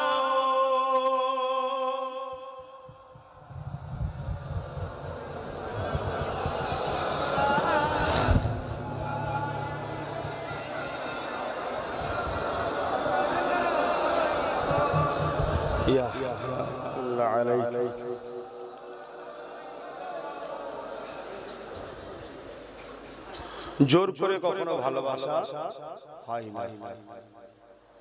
ওই জন্য আমি কখনো কাউকে জোর করে কোনো জিনিস দিতে চাই না। তাই আলোচনা করার আগে দাঁড় করিয়ে দিলাম এই জন্য, যদি কেউ অসুবিধে থাকে এই সুযোগে যেতে চলে যেতে পারে। এটা কি ভুল করলাম? কেন জোর করে মানুষকে দিয়ে কি লাভ? ঠিক না? আসে সকলে প্রাণ খুলে উচ্চ আওয়াজে দয়ার নবীর উপরে সালাত ও সালাম পাঠ করবে। ইয়া নবী সালাম, ইয়া রাসূল, ইয়া হাবিব সালাম, সালামাতুল্লাহ।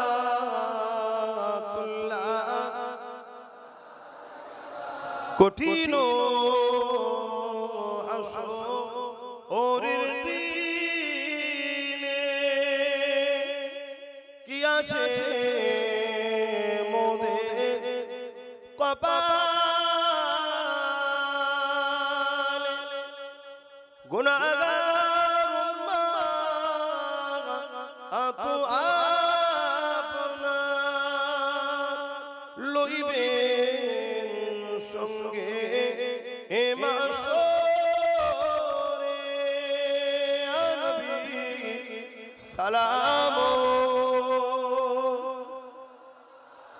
ইয়া রাসূল সালাম,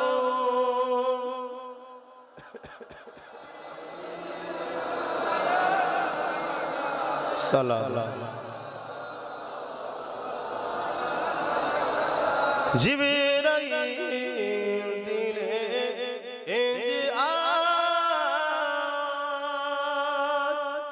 খুলে দাও আসমানের দুয়ার, এসেছে নবী ঈদের সরদার, করিতে আল্লাহ আরো দিদার। ইয়া নবী সালাম,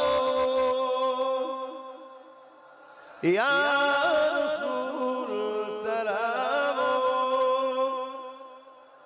ইয়া হাবিব সালাম, সালামাতুল্লাহ। সকলে বসে বিকামালিহি কাসাবাত তুজা বিজামালিহি হাসানাত জামিউ সালিহি সাল্লু আলাইহি ওয়া আলিহি। আল্লাহুম্মা সাল্লি আলা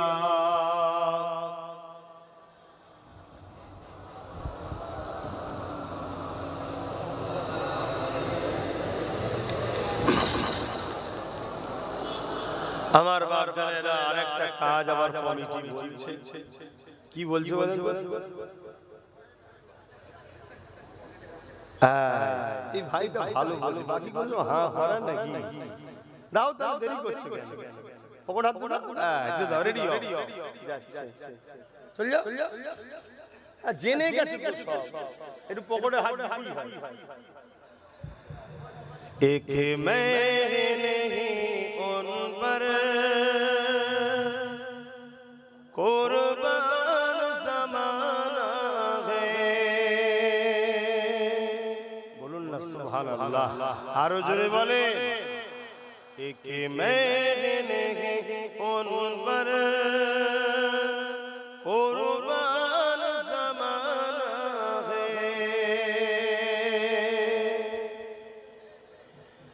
एक मैं उन पर कुर्बान ज़माना है, कि मैं उन पर कुर्बान ज़माना है, जो रब दो आलम का,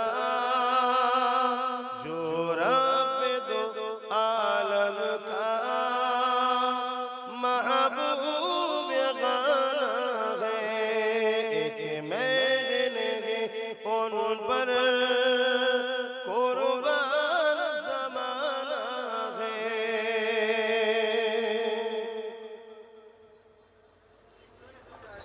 कल पुल से जिसने हमें खुद ही पार लगाना है, कल पुल से जिसने हमें खुद ही पार लगाना है, जगरा को बाबा है,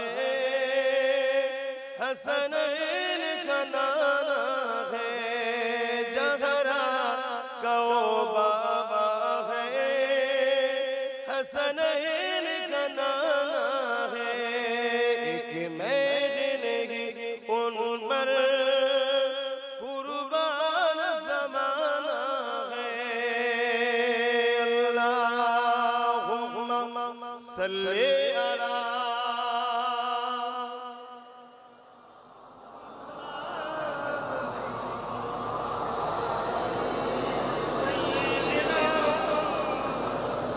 আমার বাপ জানেরা ভাইরা, বিপদ না আসলে প্রকৃত আপনকে চিনা, আল্লাহ আমাদেরকে কখনো কখনো পরীক্ষা নেবে, সেই পরীক্ষা আমাদেরকে কিন্তু শুরু হয়েছে এই জায়গায়। এবারে আপনি আমি কোন কাতারে এর পরীক্ষা আল্লাহ নেবে? আসেন, একই কথা বারবার আপনাদেরকে বলছি, এতে আপনারা বিরক্ত হচ্ছেন না? আমি প্রায় ভাবি যে 8 বছর ধরে মানুষকে বুঝাচ্ছি, আবার নতুন করে বলার কি দরকার? হয়তো মানুষ বিরক্ত হচ্ছে, কিন্তু জানি না মাইকে উঠার পরে আল্লাহ আমায় বলিয়ে নেয়, আমি ইরাদা করে এসেছি এক, আর উঠার পরে হয় হারা। কথা কিছু শুনছেন? তা আমি কি করি বলে? অথচ আমি যে রাস্তায় চলছি, এই রাস্তায় আমার দুশমন বাড়ছে না কমছে? বলুন বলুন। তারপরেও কিন্তু সেই রাস্তাতেই আল্লাহ আমায় চালাচ্ছে, আলহামদুলিল্লাহ, অসুবিধা কিছু নেই। পুরো পৃথিবী দুশমন হয়ে গেল, আমার কোনো যায় আসে না, আল্লাহ আমার জন্য যথেষ্ট।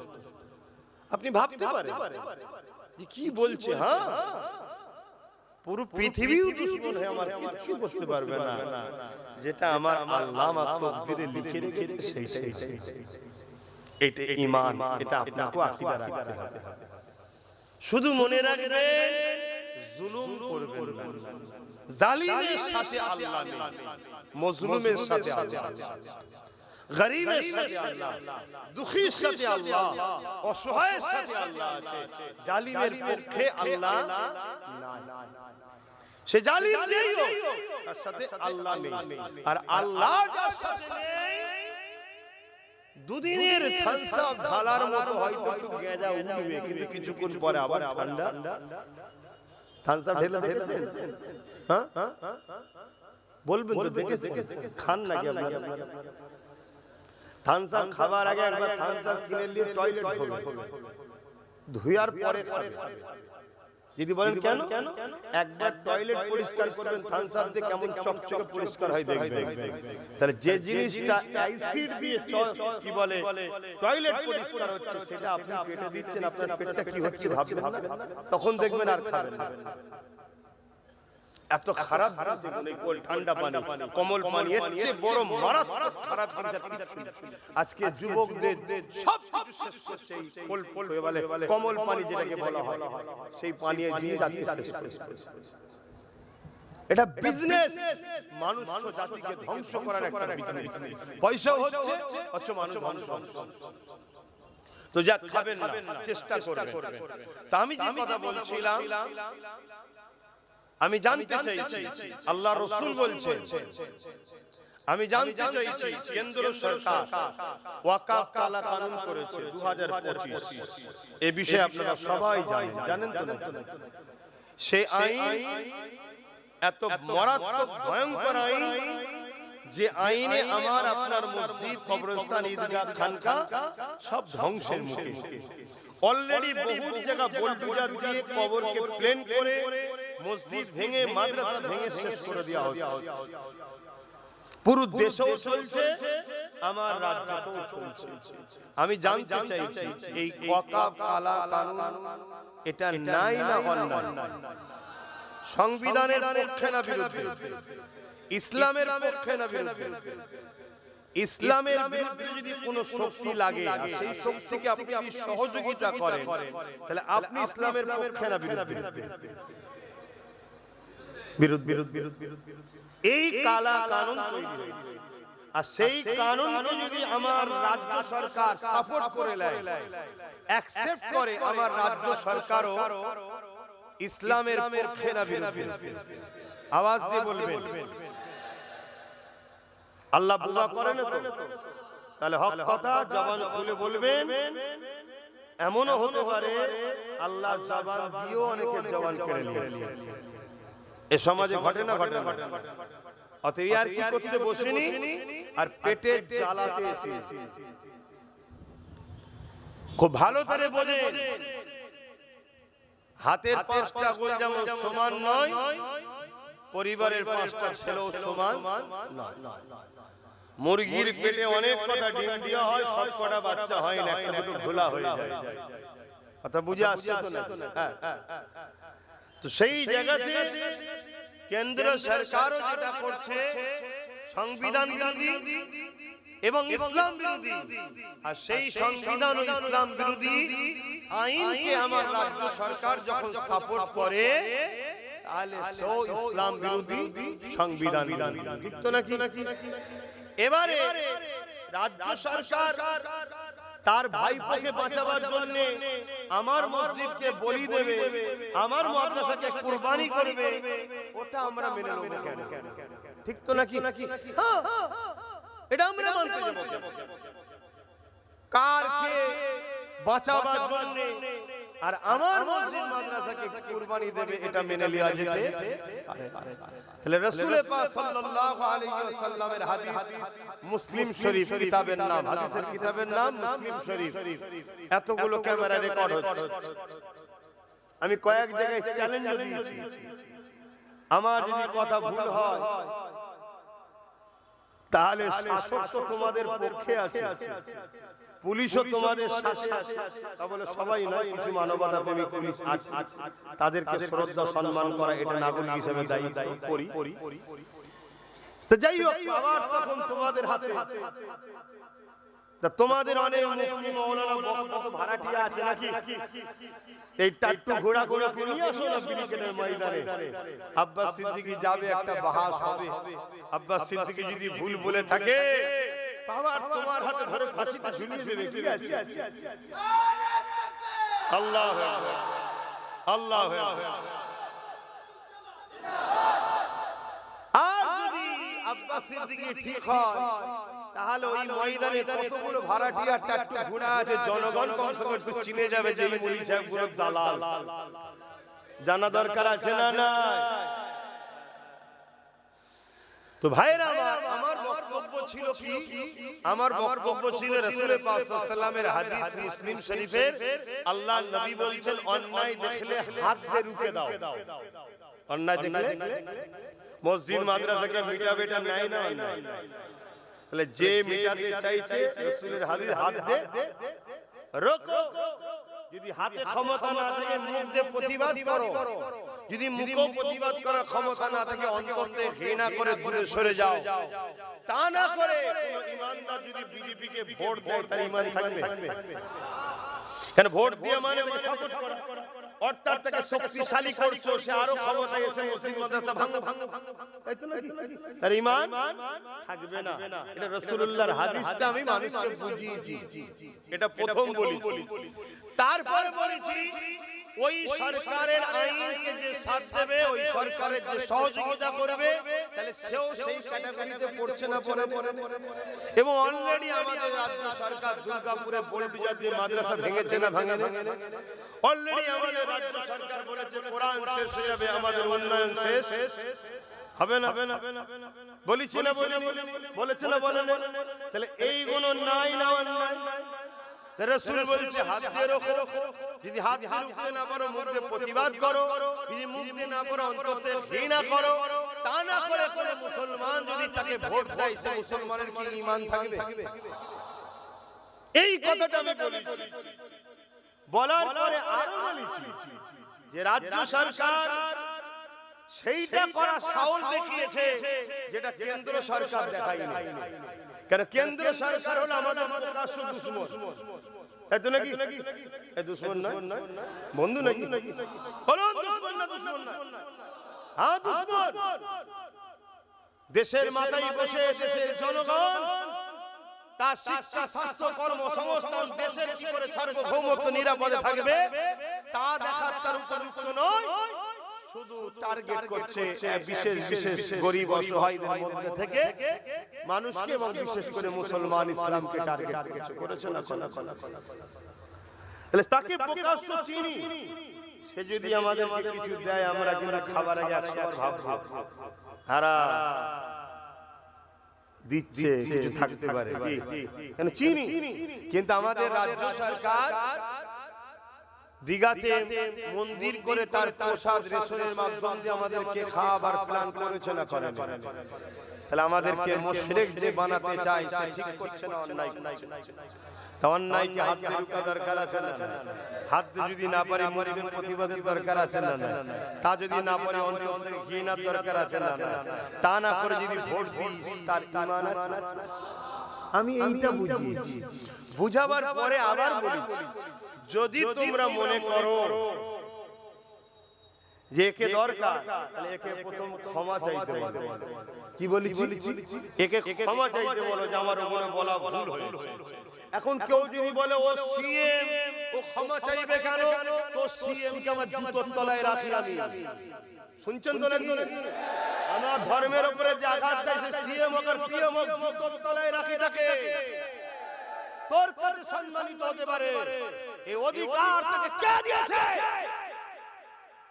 আমার ধর্মের উপরে আঘাত দেবে, সে মানে আলাদা বিষয়, আঘাত দেওয়ার অধিকার তার নেই। সে মনে করতে পারে যে আমার হাতে সব রয়েছে বলে আমি যা কিছু করতে পারি। রাত্রিরে বুকের ব্যথা হবে, বুকটা ধরে ডাক্তার আসার আগে চোখ চেয়ে রয়ে যাবে, অন্য জায়গাতে জান দিয়ে চলে যাবে। কথা বুঝে আসছে না? এই জিন্দেগির উপরে মায়া করো না, এই জিন্দেগিটাই হলো ধোঁকা। মায়া আল্লাহ দ্বীনের উপরে করো, আল্লাহর উপরে ভরসা করো। অতএব যদি ক্ষমা চায় তাহলে ভাবা যেতে পারে, ঠিক তো নাকি? তবে কিন্তু ভাববো একটা শর্ত। কি শর্ত? চেয়ারের একটা পায়া দিতে হবে। চেয়ারে পায়া দিতে হবে, নচেত আবার ক্ষমা চেয়ে ফিরে এসে আরো গন্ডগোল করতে পারে, ঠিক তো নাকি?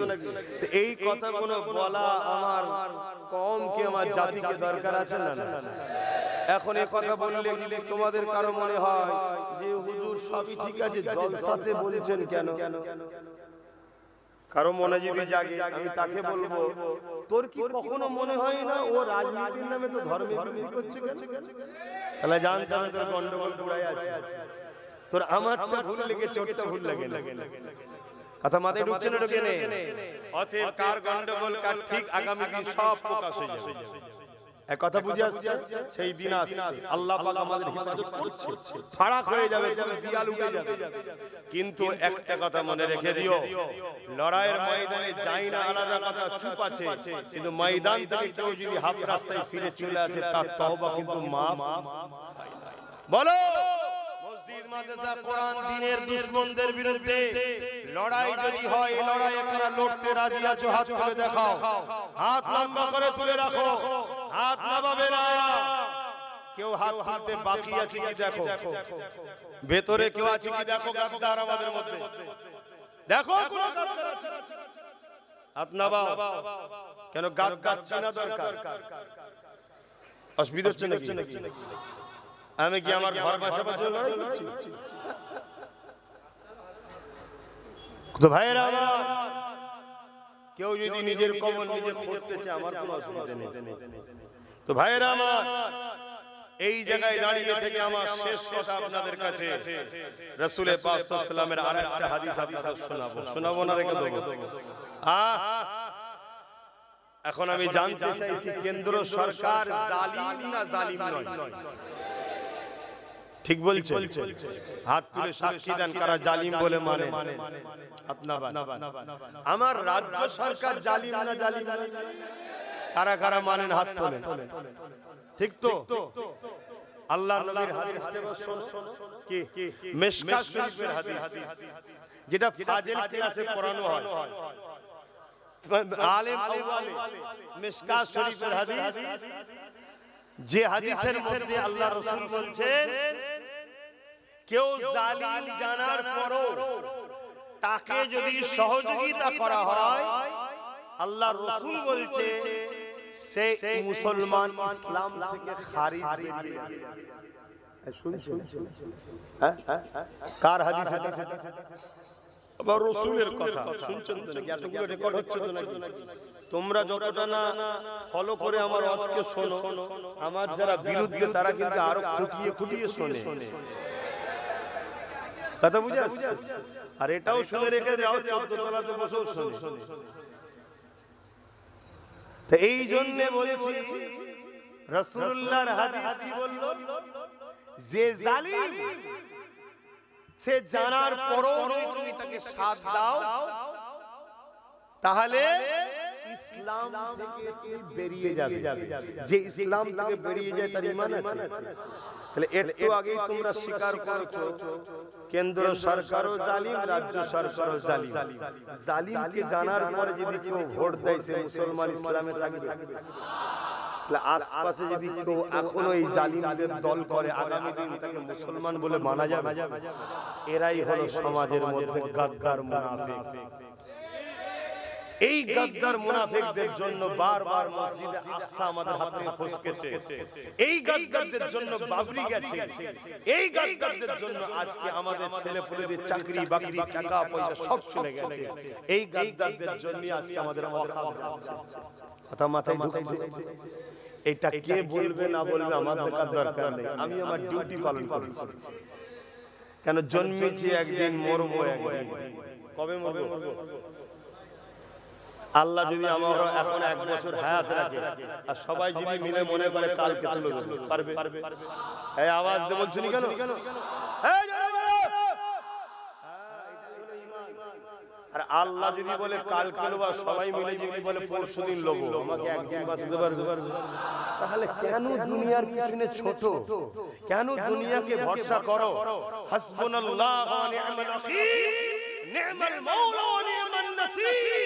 মহান স্রষ্টাই একমাত্র আমাদের সাহায্যকারী, আর আল্লাহকে যে সাহায্যকারী হিসাবে পছন্দ করে, আল্লাহ তার জন্য যথেষ্ট। আয় আমার আল্লাহ, আপনার উপরেই আমি ভরসা করে আছি। আপনি আমায় বাঁচিয়েছেন, আপনি আমায় বলাচ্ছেন, আপনি আমায় বাঁচিয়ে রেখেছেন। যেদিন আমার তকদিরে আপনি লিখে রেখেছেন, যেভাবে যেখানে যে টাইমে যে সেকেন্ডে সেই সেকেন্ডেই আব্বাস সিদ্দিকীর মরণ হবে। পৃথিবীর কোনো বাপের বেটা আমাকে মারতে পারবে না।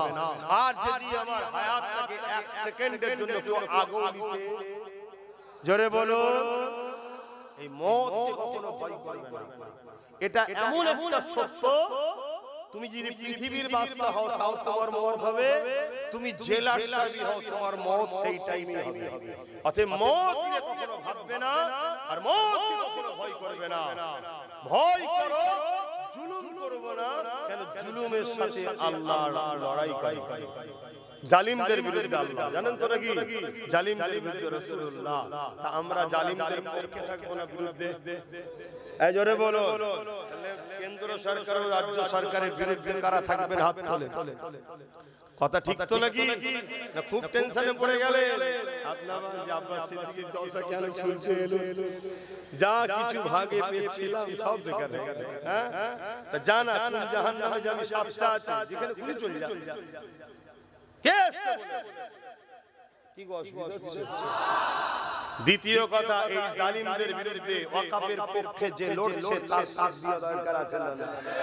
তার নাম হলো পীরজাদা নওশাদ সিদ্দিকী। সাথ দেবেন না দেবেন না? কারা দেবেন হাত তুলে দেখা, মনে থাকবে। হাত লম্বা করে তোলে। এবারে কেউ বাদ নেই তো ভাই? হ্যাঁ, যদি এখন 1000 টাকা দেয়, 10,000 হ্যাঁ শোনো, তাহলে তোমাকে একটা কথা বলি, শোনো। এটা বলে ছেড়ে দেবো, ঠিক আছে? এই কিছুদিন আগে বিহারে ভোট হলো। বিহারে ভোটেতে একটা বোন মাথায় হাত, একটা কোমরে হাত, একটা খুব নাচছে ভাজপার মিটিং এ গিয়ে, মানে বিজেপি মিটিং এ গিয়ে খুব নাচছে। তার তলাতেই কিছুক্ষণ পরে ছবি এসছে, হাউ হাউ করে কাঁদছে।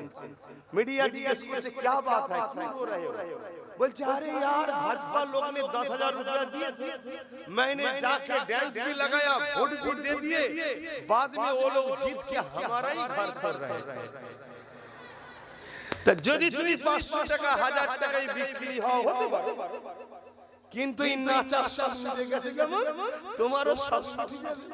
আর আমার ইমাম ভাইরা হতে পারে চাপে পড়ে 5,000 ও মাইনে হয়ে যেতে পারে। যা 2 মাসের জন্য 5,000 করে দিবিতে দিকে যা, চাপে পড়ে।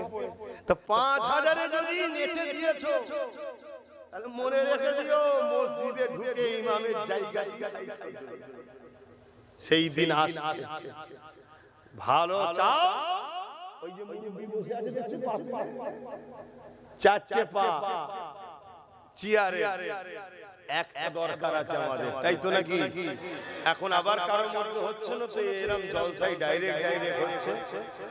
আর লজ্জা করে কিছু লাভ নেই, সব গালমাই মেখে গেছে। আর লজ্জা করে ব্যাপার নেই। এখন আর কেউ বলতে পারবে না হুজুর সব বলবে কেন? সব এখন মিলামিলি হয়ে গেছে, কাতার ভাগ হয়ে গেছে। হয়েছে না? হ্যাঁ, তুমি যদি এই ক্ষমতার পাওয়ারে কলমের জোরে মসজিদ মাদ্রাসার বিরোধী করো, চাকরি বাকরির কথা না ভেবে, তাহলে উলামারও দায়িত্ব, তুমি আমার ধর্মে যখন হাত দিয়েছো, আমার উচিত তোমার রাজনীতিতে হাত দেওয়া। তবেই তো তুমি জানবে যে হুজুর মানুষ সব কি করছে। তখন আমি বলবো তুমি তোমার জায়গায় ফিরে যাও, আমি আমার জায়গায় ফিরে যাব। তখন এসে বলবো আল্লাহ আল্লাহ আল্লাহ আল্লাহ। তখন এটা কথা শুনবো কি? আর তুমি আমার পাতের মাছের মাথাটা তুলে নিয়েছো, আমি তো তোমার থালি কেড়ে নেব। কেন? আমাদের পাওয়ারে সবাই টিকে আছে বাংলায়, ঠিক না বেটি? একটা দেখছিলাম কোন মুরব্বিকে প্রশ্ন করেছে যে অনেকে বলছে যে দিল্লি চলে যাও, বলছে বিগত অনেকে অনেক কিছু বলেছিল, এমন দিয়েছে আর খুঁজে পাওয়া যাচ্ছে না, একে এমন মারবো জীবনে খুঁজে পাওয়া যাবে। কথা বুঝে আসছে তো? সেই জায়গায় আমার এই মেসেজগুলো আপনাদেরও ছড়াবার দায়িত্ব আছে না? রেকর্ড হয়েছে তো? ছড়াবেন, মানুষকে বুঝান, ঐক্যবদ্ধ হন। যেখানে মতুয়া আছে মতুয়ারা দাঁড়াবে, আমরা মুসলমান 20-30% তাকে সাথ দেব। যেখানে আদিবাসী ভাইয়েরা আছে আদিবাসী ভাইয়েরা দাঁড়াবে, আমরা 20-30% মুসলমান যেখানে আছে সাথ দেব। আমরা যেখানে দলিত আছে এসসি এসটি আছে তারা দাঁড়াবে, আমরা মুসলমান তাকে সাথ দেব। যেখানে আমরা মুসলমান 50% আছি আমরা দাঁড়াবো, তারা আমাদেরকে সাথ দেবে। এইভাবে গরিবদের এক হওয়া দরকার আছে না নাই? বন্ধুত্ব করুন এসটিদের সাথে, এসসিদের সাথে, দলিত আদিবাসীদের সঙ্গে বন্ধুত্ব করুন, তাদেরকে বুঝান ভাই ভোটের সময়ে তুমি ভাই হও, ভোট মিটে গেলে তোমাকে অছুত বলা হয়। কথা বুঝে আসছে? এবং প্রত্যেকটা দপ্তর প্রত্যেকটা জায়গায় যারা এই এসসি এসটি ওবিসি আদিবাসী মতুয়া আছে মুসলিম আছে সবাইকে বিপদে আমরা আছি। আমাদের সবাইকে ঐক্যবদ্ধ হওয়া দরকার আছে না? তো যাক, আমি এই জায়গায় কথা শেষ করলাম। এখন শেষ কথা, আপনারা আমার কথাতে ভাষাতে ব্যবহারে কেউ কষ্ট পাননি তো? তাহলে ব্রিকেট যদি করি কি খবর পেলে যাবেন? আবার এমন হতে পারে আমার ব্রিকেটকে ফিকে করার জন্য আগে দুজনকে ব্রিকেট করেও দিতে পারে। কিন্তু আমি এতটুকু জানি, ইমানদার ইমানদারের জায়গায় যাবে, মুনাফিক মুনাফিকের জায়গায় যাবে, জালিম জালিম জালিমের জায়গায় যাবে। তাই তো নাকি? ঠিক বলছি তো? তবে একটু খোঁজ খবর রাখবেন। আর প্রতি শুক্রবার দিন আমি লাইভে বসি পিএবিএস ইউটিউব চ্যানেলে এবং পীরজাদা এমডি আব্বাস সিদ্দিকী পেজে। কয়েক সপ্তাহ বসতে পারিনি, গত জুম্মায় বসেছিলাম, গতকালকে আবার শুরু করেছি। আপনারা খেয়াল রাখবেন, সন্ধ্যে 7টা 7:30টার মধ্যে বসি, প্রশ্ন করবেন, উত্তর দেবো। আল্লাহুম্মা আমিন। আয় আল্লাহ, আমার আব্বাগুলোকে